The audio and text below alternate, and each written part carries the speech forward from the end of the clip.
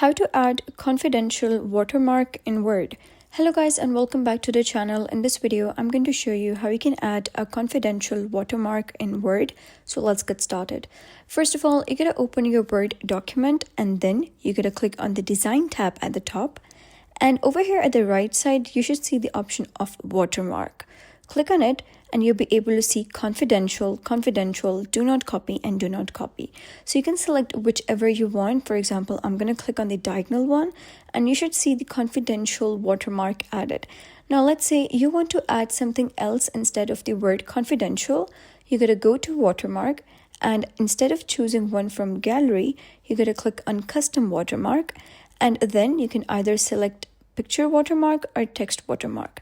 So if you want to add any text, you can click on text watermark and type in any text you want. For example, I'm going to say something like allow, or you can type in anything you want. You can also select the font, size, color, anything, and click on OK. And now you can see it's written allow. So that is basically how you can set a watermark in Word.